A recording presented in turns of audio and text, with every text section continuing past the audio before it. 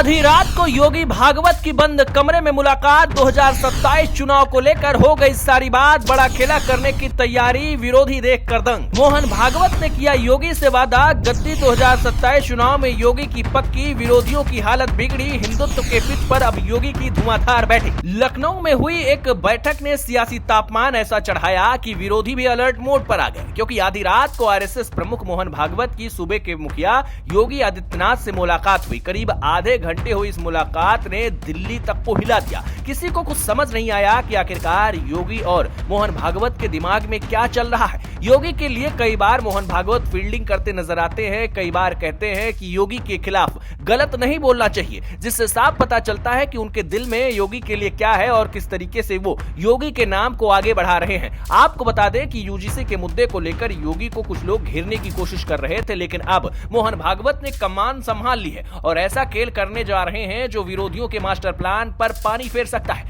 आखिर मोहन भागवत और योगी की मुलाकात में क्या कुछ खास रहा, कैसे विरोधियों की नींद उड़ी है, चलिए सब कुछ आपको इस वीडियो में हम बताते हैं। दरअसल लखनऊ की निराला नगर स्थित सरस्वती कुंज में हुई इस बंद कमरे की बातचीत को लेकर तरह तरह की चर्चाएं हैं। सूत्रों की माने तो 2027 विधानसभा चुनाव को लेकर पूरा रोड मैप तैयार करने पर चर्चा हुई है। यानी ये कोई शिष्टाचार मुलाकात नहीं थी, बल्कि चुनावी खेला की नींव मानी जा रही है। जो खबर निकलकर सामने आ रही है उसके मुताबिक इस बैठक में हिंदुत्व के एजेंडे को और तेज करने पर फोकस रहा है। काशी विश्वनाथ धाम, अयोध्या राम मंदिर और कृष्ण जन्मभूमि जैसे मुद्दों को किस तरीके से जनता के बीच और मजबूती के साथ रखा जाए, इस पर विस्तार से बात हुई है। बताया जा रहा है कि संघ चाहता है कि सरकार और संगठन एक ही लाइन पर काम करें, ताकि 2027 में डबल इंजन की सरकार तीसरी बार सत्ता में लौटे। योगी के तेवर पहले से ही आक्रामक हैं, लेकिन अब संघ की सीधी रणनीति साझेदारी से तेवर और धारदार होने की तैयारी है। खबर यह भी है कि उत्तर प्रदेश में संघ के करीब 2 लाख कार्यकर्ताओं को बड़ी जिम्मेदारी दी जा सकती है और यही वो मास्टर स्ट्रोक है जो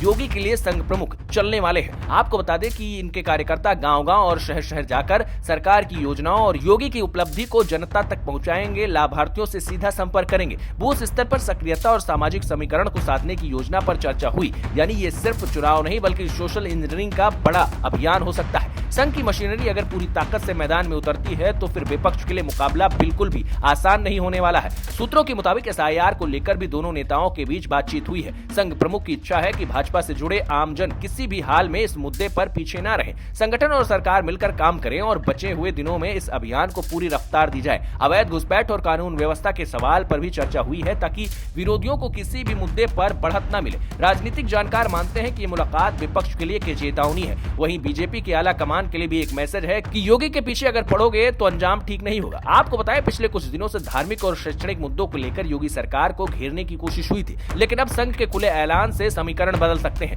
अगर हिंदुत्व की लहर को फिर से तेज किया गया और संगठनात्मक ढांचा बूथ स्तर पर सक्रिय हुआ तो चुनावी तस्वीर अलग हो सकती है। यही वजह कि इस बैठक को गेम चेंजर कहा जा रहा है। फिलहाल लखनऊ की इस आधी रात वाली मुलाकात ने संदेश दे दिया है कि 2027 की तैयारी शुरू हो चुकी है। योगी और मोहन भागवत की यह रणनीतिक बैठक सिर्फ औपचारिक नहीं थी, बल्कि आने वाले चुनाव की दिशा तय करने वाली मानी जा रही है। अब सवाल यह है कि क्या बड़ा खेल सच में विरोधियों की रणनीति पर भारी पड़ेगा। फिलहाल इतना तय है कि इस मुलाकात ने सियासी पारा बढ़ा दिया है और उत्तर प्रदेश की राजनीति में हलचल तेज हो गई है। ना उत्तर प्रदेश के लिए आशीष शुक्ला की रिपोर्ट।